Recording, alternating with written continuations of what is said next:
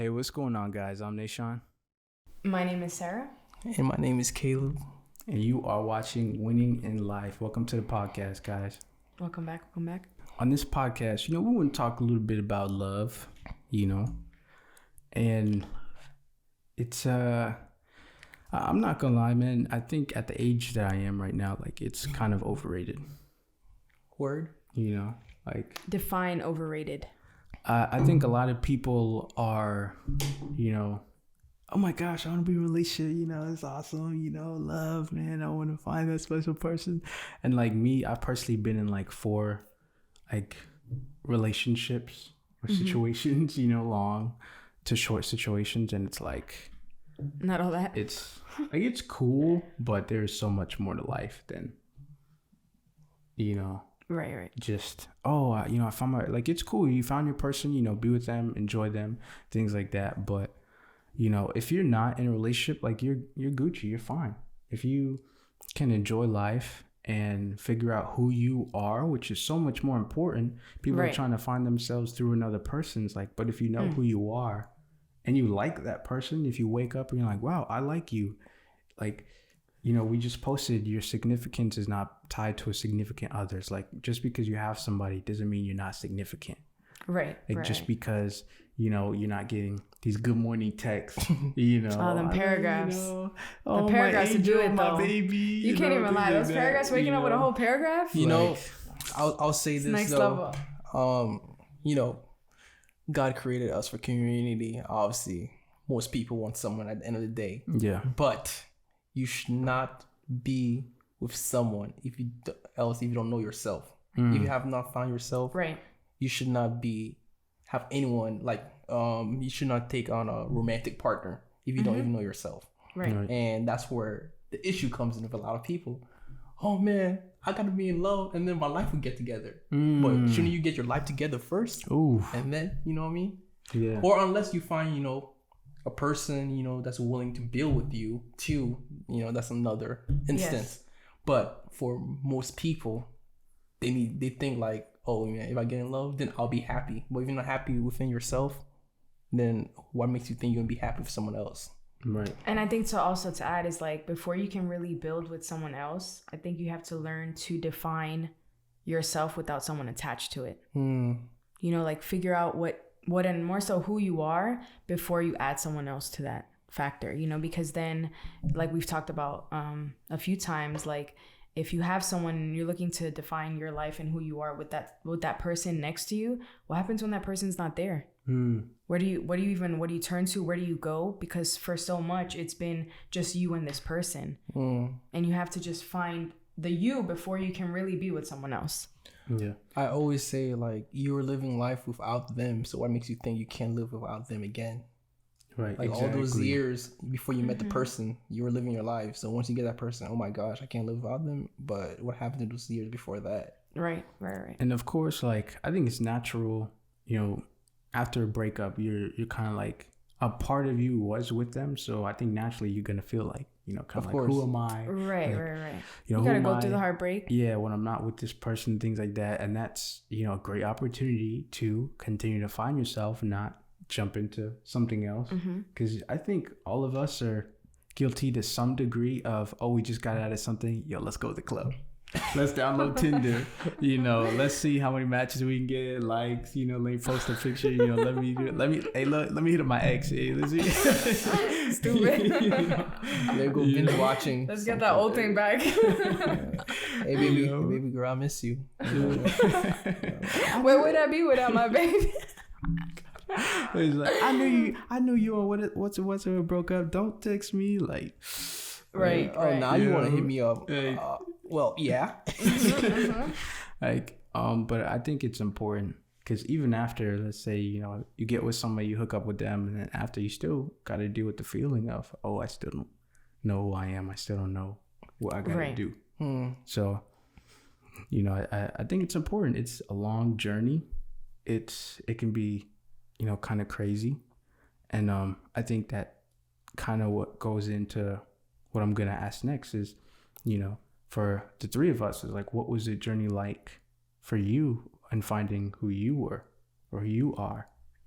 Because you know, it can be a lifelong journey. I mean, even through middle school, especially through middle school, high school, you know, are you a jock? Are you a band geek? Are you, you know, this? Are you that? Are you a gamer? You know, things like that. And I think, you know, it's really not until after high school where you really figure that out. So, right. That's when life hits.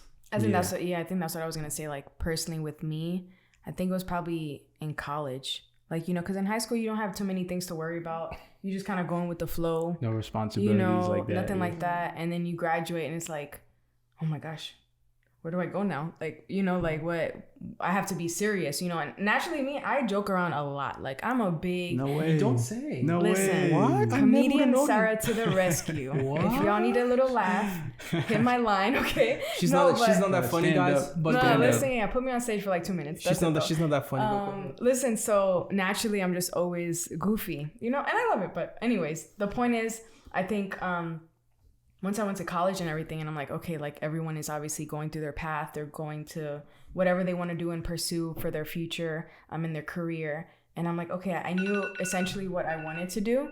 But at the same time, I was like, I got to invest a lot of my time. I have to like sacrifice a lot of things if I want to achieve a certain goal. And then that was kind of like my growing closer with God stage, honestly. Like once college hit, not that I wasn't before, because I grew up in church, but I think once you're an adult, you have to find God without whatever you thought God was with your parents. Wow, that's so true. That's so true. And that's like, I have to really seek that personally. And I think that was the time where I really did, because I was, you know, you have life, you're going through certain things, and then it's like, okay, right now it's just me and you, big man. Like, what are we talking about? Like, what's going on? And you have to grow that relationship. I could have said, no, I want nothing to do with this, you know? But it's just kind of my values and what I grew up in. Is like, it was hard for me to turn a blind eye, or like, you know, turn away from God. You know, granted, of course, you go through things, and, you know, you might, be like, you know what, I'm mad at you right now, God. Because I think all of us can agree that we've all at some point been mad at God for something. Yeah. Facts. And I think a lot of people don't talk about that. But I stand firm, and you're able to say like, yo, God, I'm mad at you.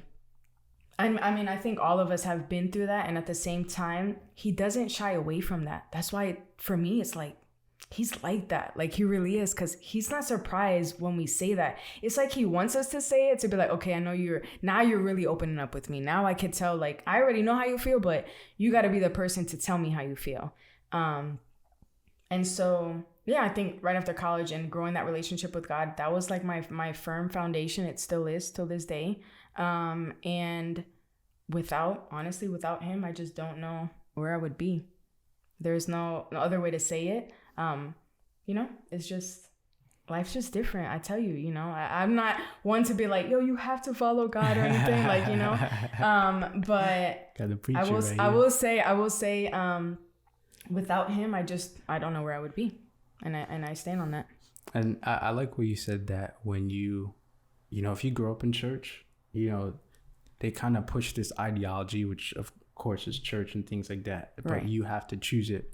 Because there's a lot of people that, you know, they grow up and like, all right, that was cool. And then, you know, they do their own thing. Sometimes they come back. You know, I think that's, you know, natural too.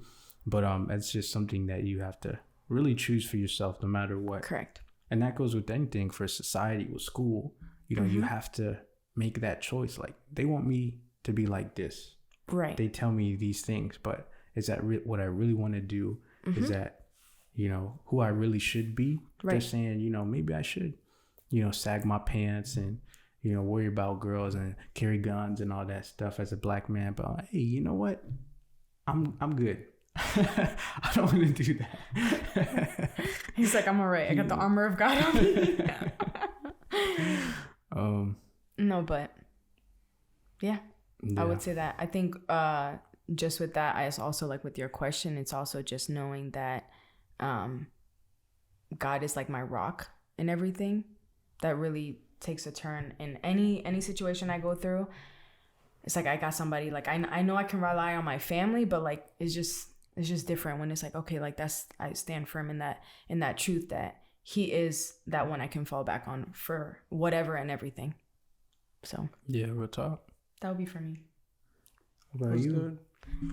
I would say after high school, like you said, it was more of like not wanting to please all these adults, like finding myself, like, oh, you gotta be like this, you gotta go to school for this, and like you're saying, when we grew up in the church, it's either like, hey, you gotta follow this and that and that, like a whole line, like a whole, like whole script along this, and then like any little thing, I'll be like, oh no, I hope they didn't see me do this, especially going with my parents and stuff, like I hope they don't snitch my dad, I hope they don't do like this, you know what I'm saying?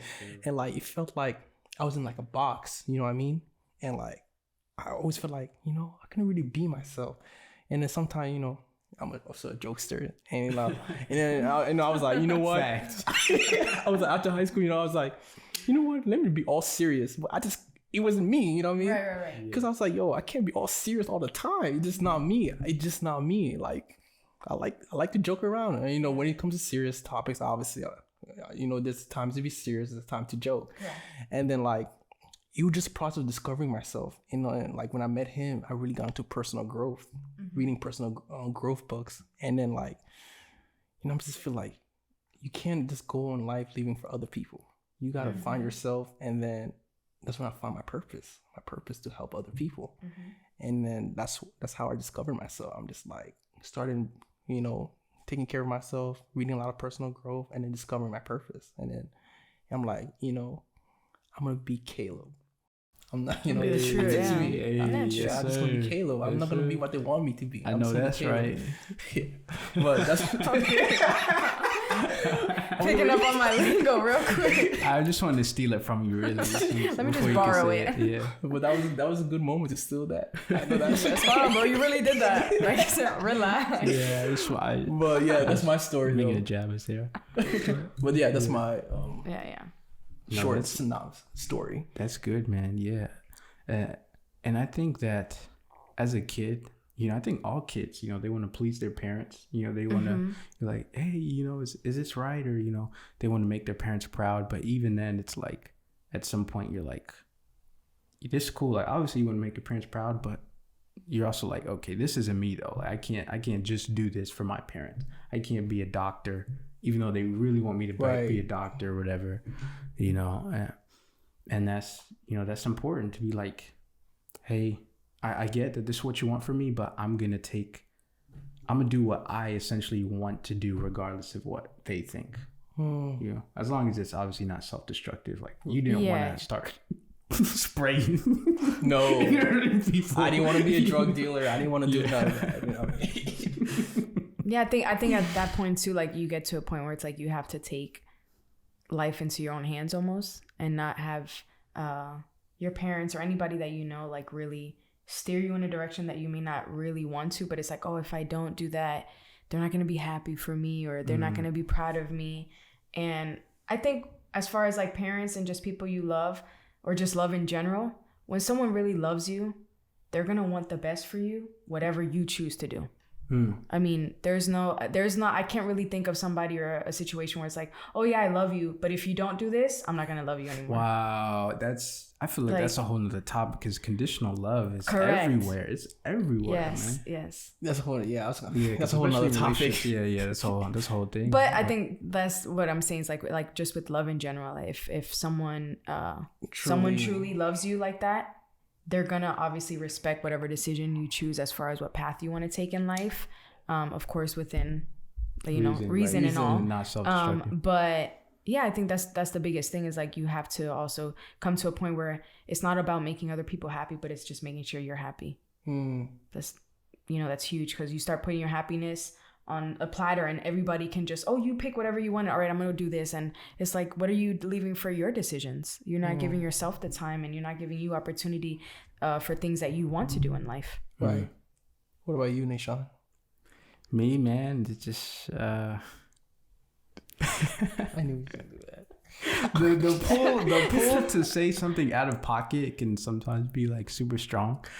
But man, it's been crazy. It's been just wild, man. I think that Wow. I'd say even just to like right now, it's been a journey of kind of figuring out who I am and also figuring out who I'm not. I think that's good. important too, is like, I'm not this. I thought it was this, but I'm not that. And I think that's... and I also think that never stops. Like, you always will change and continue to see who you are. Like, to the day you die, like, you're always going to evolve, either for the better or for the worse. Yeah, absolutely. And I think there's something about relationships. I feel like, I'm not even a simp no more, bro, but just something about relationships, man. I always we all have those days. Yes, we do. Thank you, my brother Caleb. It's just relationships for some reason. Like, I think God has used relationships to like open me up and heal things from the past, figure things out about myself, just through breakups, going through all that, man. I'm not saying you need to go to a relationship to figure out who you are. We obviously just said that, but it just happened to be that through relationships, that's where I've been most receptive to God and being able to like be changed for some reason. That just tends to happen with me. But it was plenty of things, man. I was almost getting fired, almost not being able to pay my rent, like so many things, almost going to jail. A whole bunch of crazy stuff happened. Just figuring out who you are and just realizing that even though you do make mistakes, that you're not your mistakes. Don't define you. Exactly. And question, when you're in those moments, like when you've gone through those things, what is something that keeps you afloat? Man, bro, you already know I got cocaine ready for me every single time. Really sorry to ask you that question. I'm trying to be serious. I'm like, yo. No. On a serious note. Yeah, we all got jokes over here. You're all of us. Just some to a different extreme often, but. No, obviously that whenever something, hits the fan, like I always like pray. I always like, yeah, this didn't work. My way did not work. For some reason, it did not work. I don't know why. You know what I realized? Well, I mean, I'm guilty of this. A lot of times life going my way. I don't really need to pray that much. Yes, Yeah. And then absolutely. like God, it feels like He does it on purpose. He's God. He want to teach you a lesson. He's like, you know what?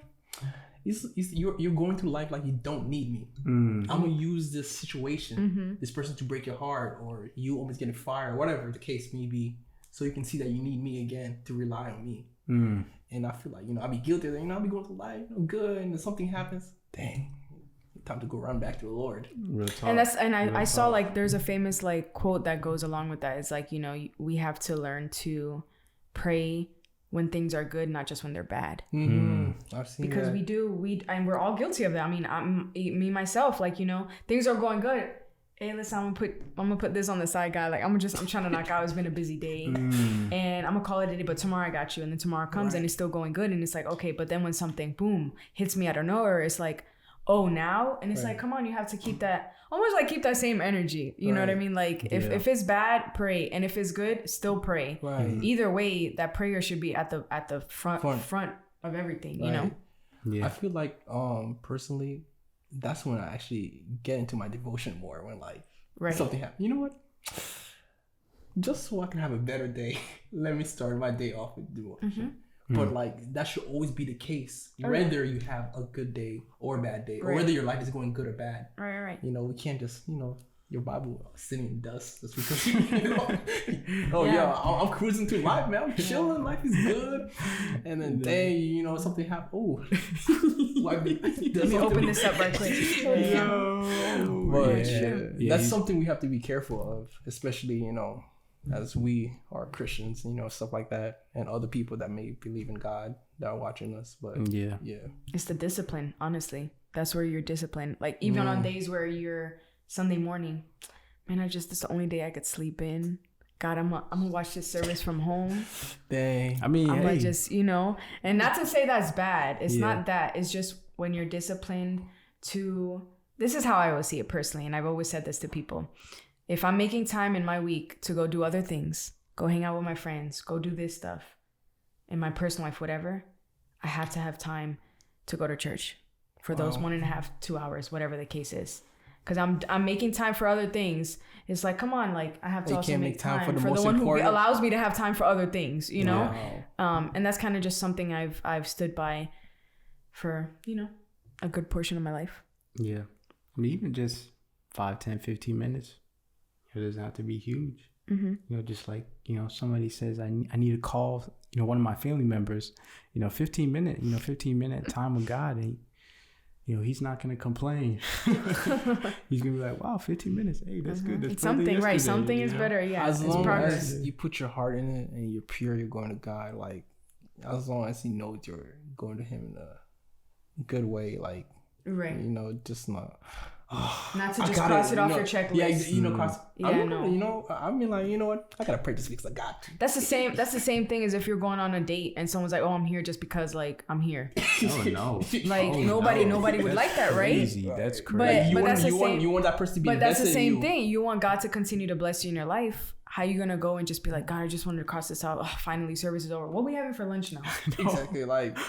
But we all been through it. Like we all, like you know, like we all. let's go get like lunch. at 12 o'clock, Bruh. Damn, what's open right now? Yeah. Bruh, growing up in church, man, I'm just always like, yo, what are we gonna eat, man? I'm hungry, man. After I'm church, sorry, right? just Straight.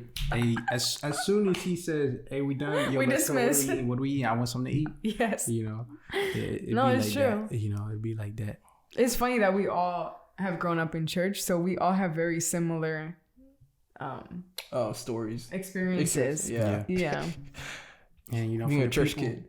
Yeah, for the people who are like, whoa, what's going on in church? God, who are these? Yeah. Freaks. Hey, listen, you know, sorry. No, what were you gonna say? I say, you know, we're not forcing you. Hey, you know, go to church. You know, Yeah. we're not, you know, telling you guys, but you know, everyone can have their own relationship with God at their will, but we're not like trying to shove it, you know, down. Yeah, definitely not all that. Yeah, part but of we're our just saying, stories. we're just saying our own experiences because you know, It's just part of saying- our story. It's part of our story. For sure, man. So now getting into a little bit back to that love topic, you know, hot topic, man. Love Yes. never do. You can stop singing. You can Sarah stop on the singing. mic. Let me stop. So, my next kind of question is, it's more like a phrase that you kind of have to finish. It's like, my view of love changed when, Fill in the and blank. then fill Oh, in it's the like a little blank. game. Okay. And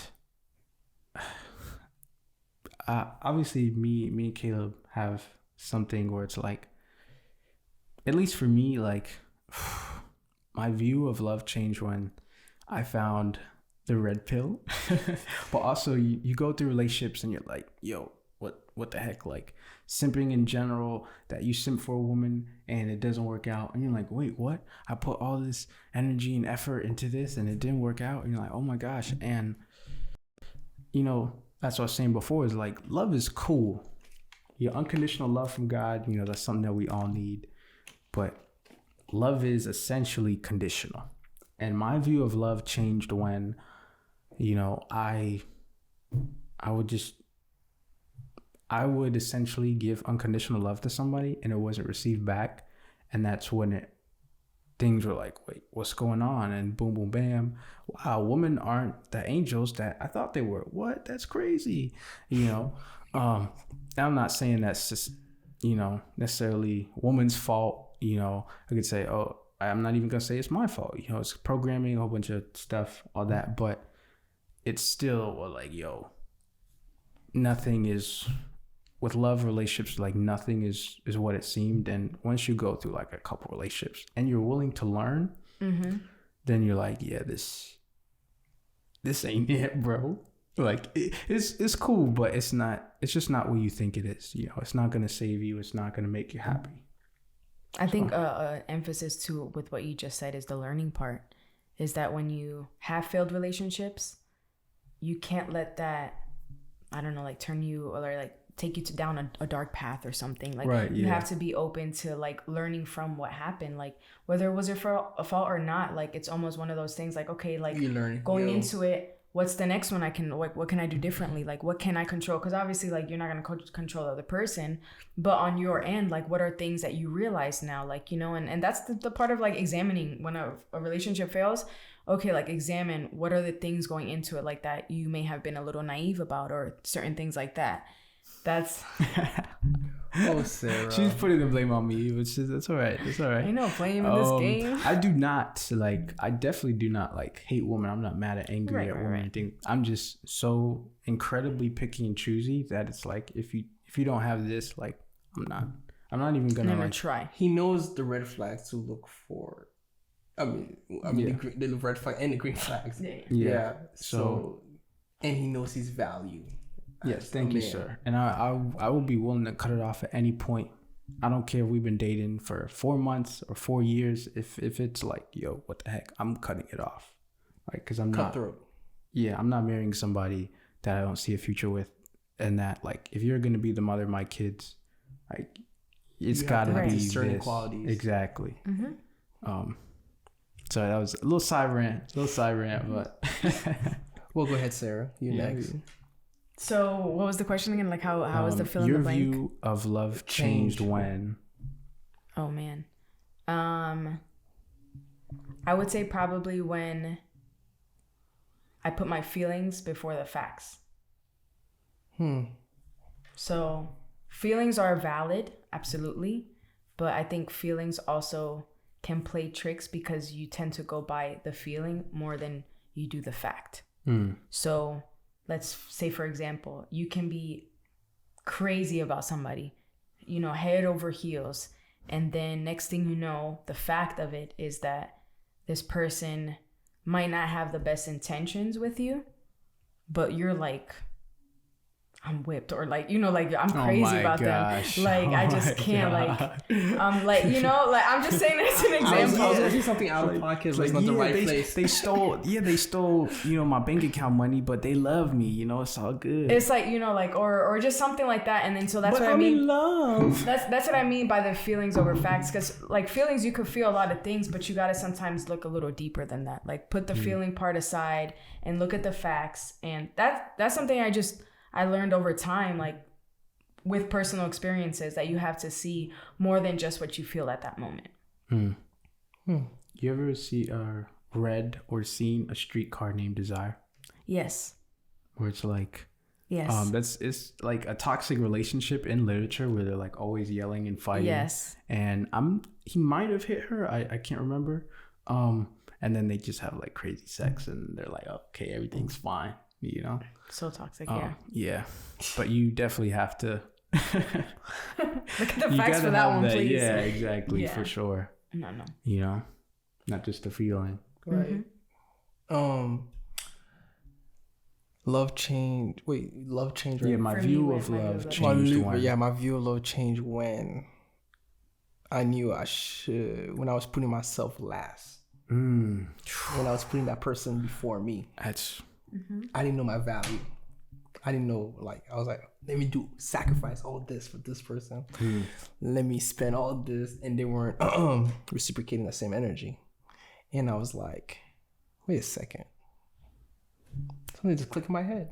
Like, well, after the situation ended. Right. And I was like, I'm that mother. I'm like, I know myself. I know my value. Yeah. And I strongly believe that if you are a child of God, you are born with value.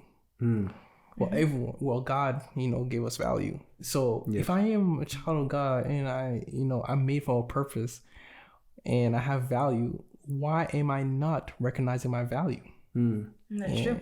And that's why I was like, you know what? It's clicking my head. Like, yo, I was doing more things for a person that wasn't recognizing my value, and I am God's child, and He recognizes my value. I should recognize my own value, because you know, I'm a valuable person. Respectfully. I have a question, actually. Before just commenting on him, and I think the reason why, you know, at least for me, you know, I'm super anti-simp, you know, and things like that, is because so many men don't know their value. And I won't say men are better than women, but I will say that a lot of men truly do not know their value. They do not think that they're valuable. They think that they can't improve, that they're always going to be a certain way, that they don't deserve. certain things in life or certain women, and it's like, yo, you can change, you can improve, and like you are valuable as a man. You know, like don't let a person, and of course women are also valuable too, but I think that, you know, what we've seen, you know, in our experiences too, giving to somebody and it's not being reciprocated, it's because a lot of men don't realize their value. They just, maybe they don't been with a lot of women, or, you know, whatever the situation, they just treat the woman like goddesses, or they put them on the pedestal, and they just think she's so great and so perfect that they just don't like a god. Yeah, they don't see the value in themselves. Exactly. So, and we encourage, especially you guys, please know your value. Yes. And the thing is, let's say you don't have the value that you see or you want to be at, you can work on that. And you know, nothing good comes easy. So you got to put in that work too. So I encourage you, you know, make some money, get in the gym, work on your spiritual, work on your mental. Yeah, read books. And then you can become, and I'd like to say that too before you jump on, Sarah. Being value is also providing value to the world and other people around you. Facts. That's good. And a lot of time, I'd say for us fellas, we think being valuable is getting, how much more women can I get? Bro, even though providing value to the world or people around you, you're pretty much not valuable. Yeah. Yeah, right. Valuable. Or you may have a sexual value, but you don't have, you know.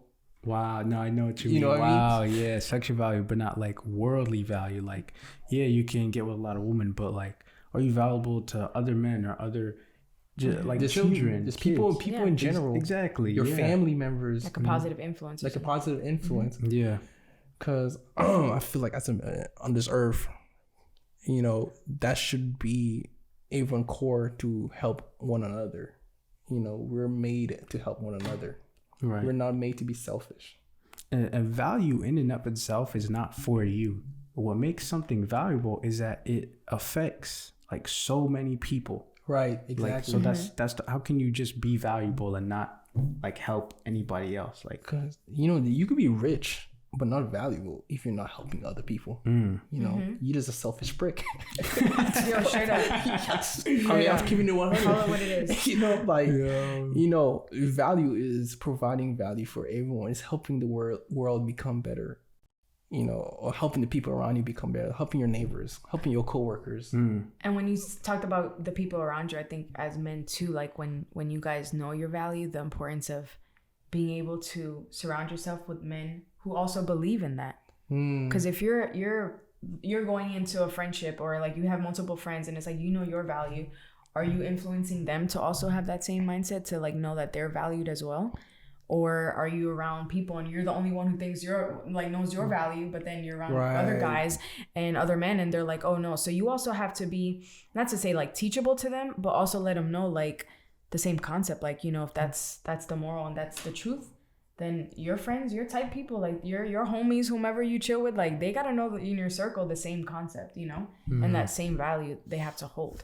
Dang, that's true. Yeah, that was fire. Definitely could do a little better on that with some of my friends.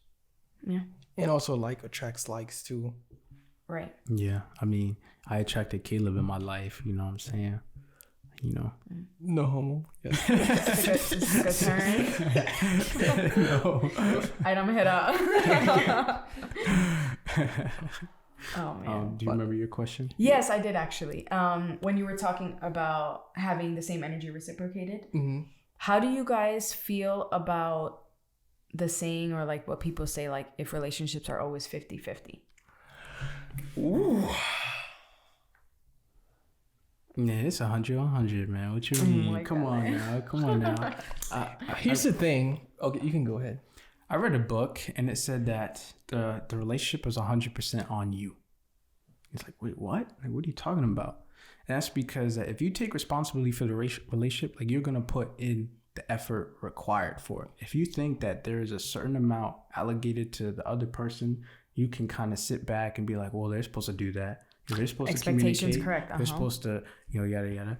I think that, you know, you gotta have expectations, but I think that at any time, you know, you might have to be willing to take a little bit more responsibility as long as it's being reciprocated.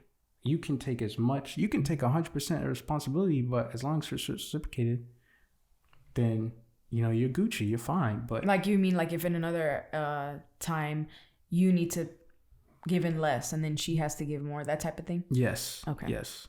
Or even, you know, you're texting them and whatnot, and then, you know, they're not texting you. Like, okay, Angie's not being reciprocated. You know, I'm out. But if you're giving your all, make sure that the other person is too. Mm-hmm. If it's not, then it's not worth it. Right.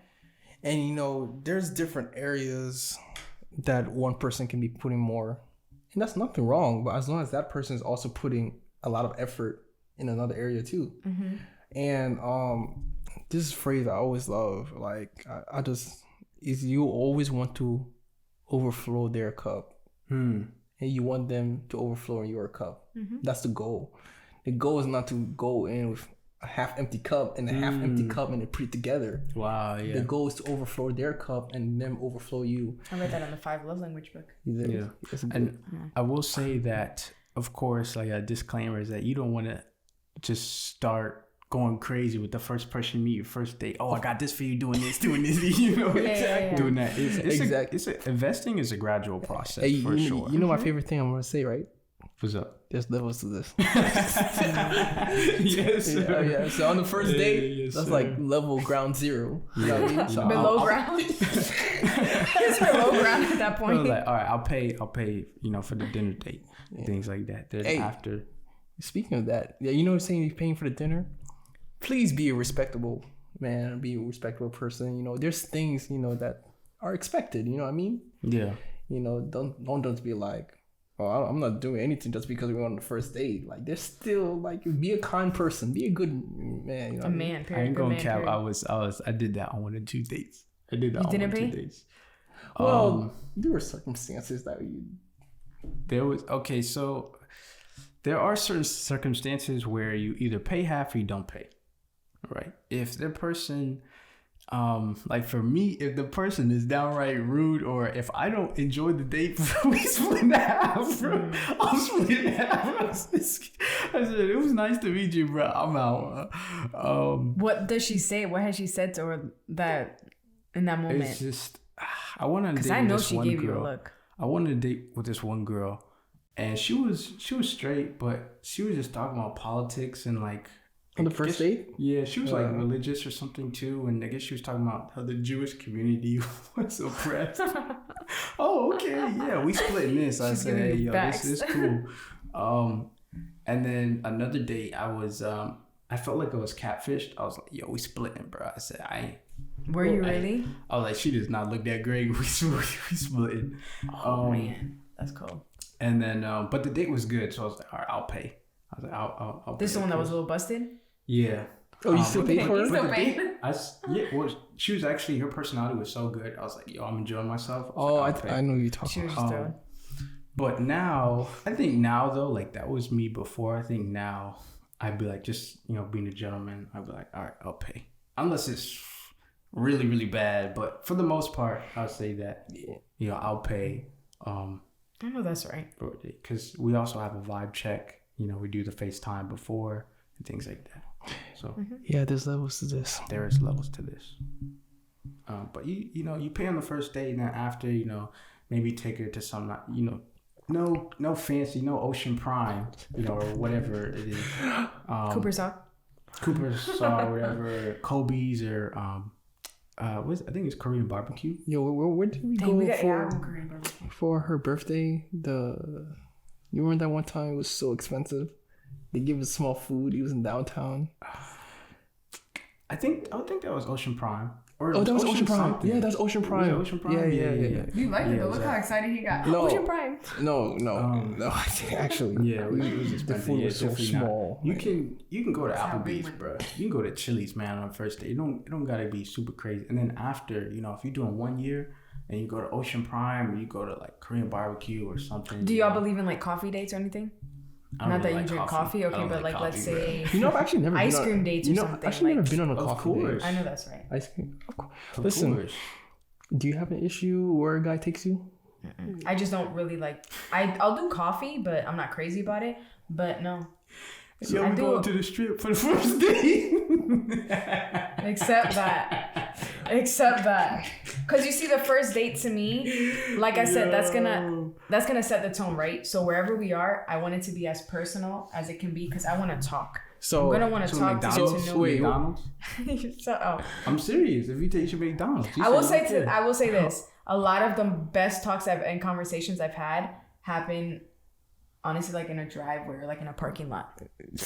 Like those. You know what? Actually, those car conversations. Yeah, they hit different, solid. Especially at night. At night, they hit solid. different. If it's raining a little bit, solid. Bruh, Wait, hold on. Yeah, well, they hit different. They do. If and you really get to. I don't want to say you really get to know somebody, but like the side thing too, because you're on the in the car. Mm-hmm. Yeah, you know, it's more personal. Right. Yeah, very much so. Yeah, like, but it's not as much pressure. Exactly. Right. Yeah. Yes. So if a guy were to ask you, hey, come over and I'll cook for you on the first date, you going over?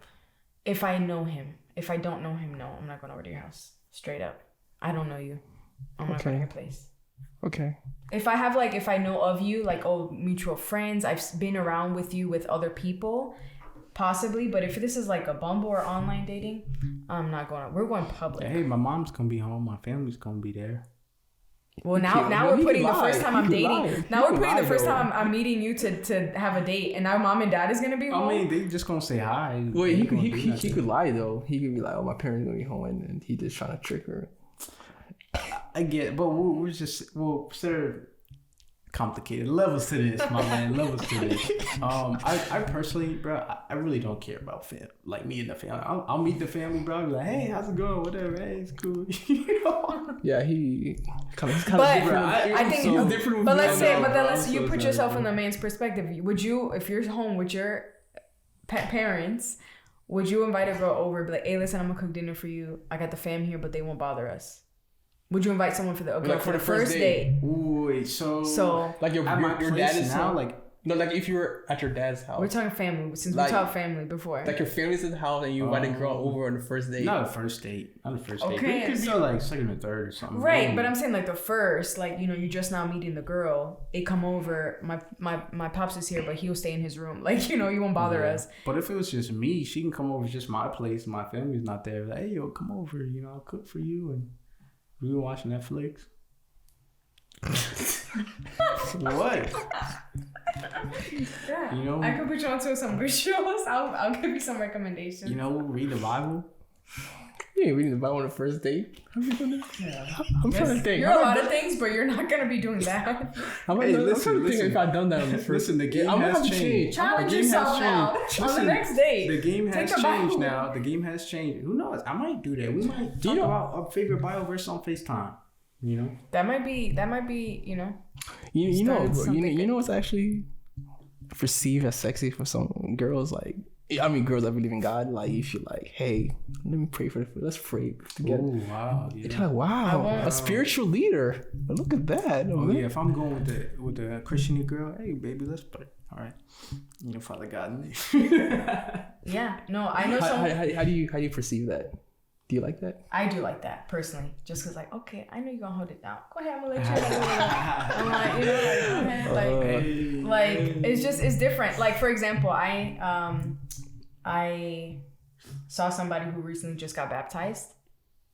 I don't know why. I was like, damn, that's kind of hot. I'm like, okay, you got baptized, like, and I know him, so it's different. But at the same time, it's like, all right, I'm proud. You know, I have my little comment. I had to slide in there, you know, all this stuff. But it was just like, you know, that's good. Like, not for me, obviously, guys. This is for the Lord. Like, you know, I'm proud that he's now. I mean, as a woman of God, you should want a man that's showing those right characteristics. Mm-hmm. Right. Yeah. You know, so, you know, but I do think, you know, like you said, as far as the prayer part, like if you're like, oh, like. Funny question, actually. Do y'all pray before you eat? Not really, no. Actually, I do. Do you really? Like, still to this day? I feel like I used to do a lot more when I was younger. Well, to be honest, anymore. I'm ready to eat when I'm... If I'm skeptical about the food... Usually, I'm not gonna lie. That's the same. God, I don't know what we eat, but please put your hand over this. Don't let it hit us the wrong way. Real talk. I usually do it at my house, but I mean, by myself now, maybe I do it quick, but usually I don't do it with people around. I mean, I should do it, and you know, cause I'm like, oh, I got just people around, you know what I mean? But you know, you shouldn't be ashamed. Right. And that's the good thing. I think the shame is depending on who you're around. Like if we were all together, if we prayed, that would be okay. Like it's like okay, because we all know. That was good though. Yeah, it was another great podcast, man. Thank you guys for sharing. You know, thank you guys for coming on the podcast. Even though you're a part of the podcast, you know. Of course. Hey, man. Always a good time. You know, thank you guys for watching too. You know, appreciate you guys supporting. And let's keep winning in life, guys. Yes. Go talk. The big winning in life.